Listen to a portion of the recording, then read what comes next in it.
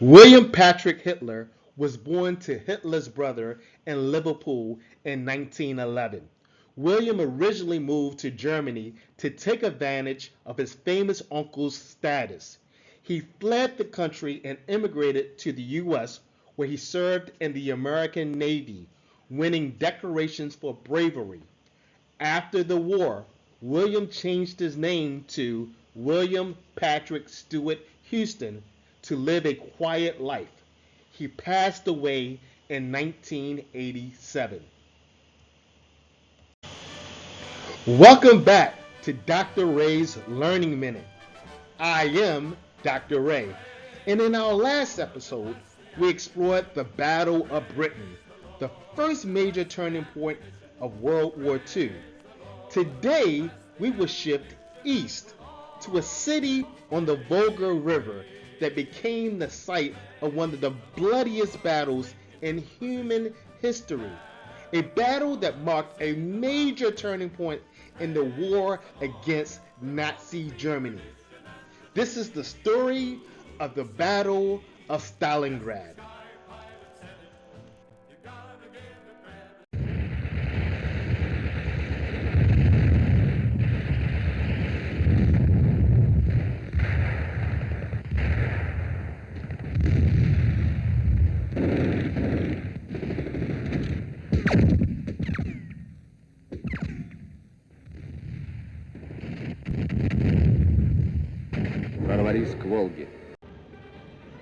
It's 1942. Hitler has turned his attention to the Soviet Union. Operation Barbarossa, the massive German invasion of the Soviet Union, had started in 1941, and after some initial success, the Nazi advance had slowed. But Hitler has a new goal: capturing the city of Stalingrad. Not only was it a major industrial center, but it also carried the name of Soviet leader Joseph Stalin, a symbolic prize. The German Sixth Army, led by General Frederick Paulus, is sent to the city. Hitler's panzer divisions launched two frontal attacks north and south of the Volga city and advanced by sheer weight of armor and numbers. They encircled the city and then fought their way into the very heart of the ancient Russian capital. Slowly but surely, the Nazi forces pushed the Red soldiers back toward the outskirts of the smoking metropolis. Almost 1 million men locked in mortal combat as the fighting hourly hinged on the outcome of savage street battles for such vaunted prizes as street corners or heaps of crumbled lath and masonry. The Russians gave up ground dearly. In 1942, the Luftwaffe, Germany's air force, bombarded Stalingrad, reducing much of it to rubble. But what the Germans thought to be a quick victory turned into brutal urban warfare. Soviet soldiers under General Vasily Chuikov fought block by block, room by room. The rubble that made the city difficult to live in also made it a nightmare for the Germans to fight through. The Soviets had a simple, brutal order: not one step back. Stalin's order number 227 made it clear retreat was not an option.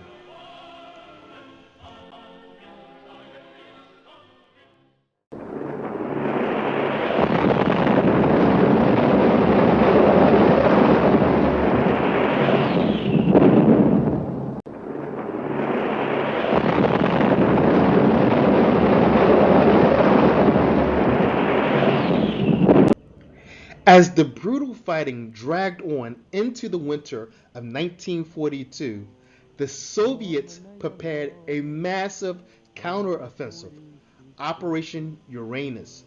In November, Soviet forces encircled Stalingrad, trapping around 300,000 German soldiers inside.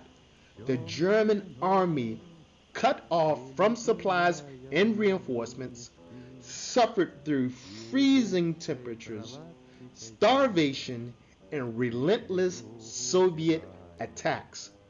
Hitler ordered Paulus to hold the city at all cost.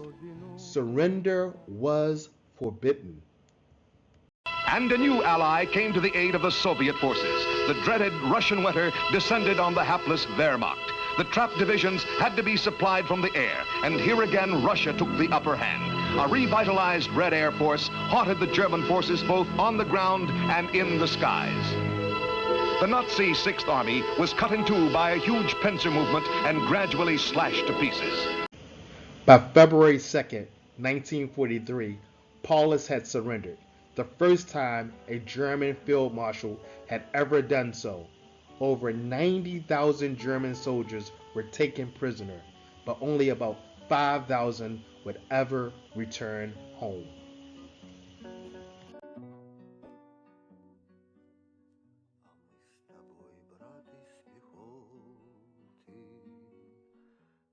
That's Alice.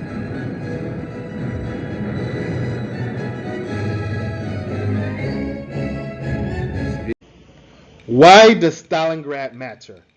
It was more than just a battle. It marked the first major defeat of Hitler's forces in World War II. The psychological blow was enormous, both to the German military and to Hitler personally. Strategically, it shifted momentum. The Soviets began pushing westward, recapturing territory, and eventually advancing towards Berlin. It showed the world that Nazi Germany could be defeated. And for the Soviet Union, it became a symbol of resilience and strength, shaping post-war Eastern Europe. Stalingrad wasn't just a turning point, it was the turning point on the Eastern Front.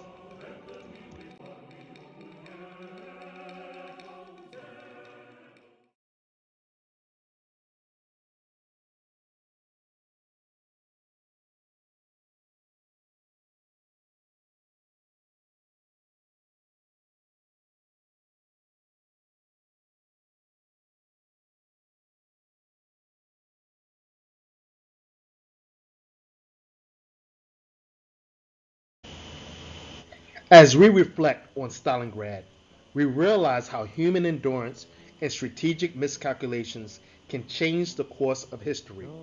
The fall of the Sixth Army reminds us that hubris, the belief that you cannot lose, is a dangerous mindset in war. Thanks for joining me today on Dr. Ray's Learning Minute. If you enjoyed this episode, make sure you subscribe and leave a comment.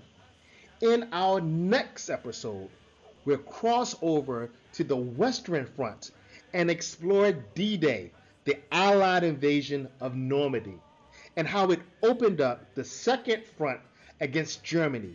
Stay tuned, because understanding D-Day is key to understanding how the war in Europe ended. Until then, stay curious.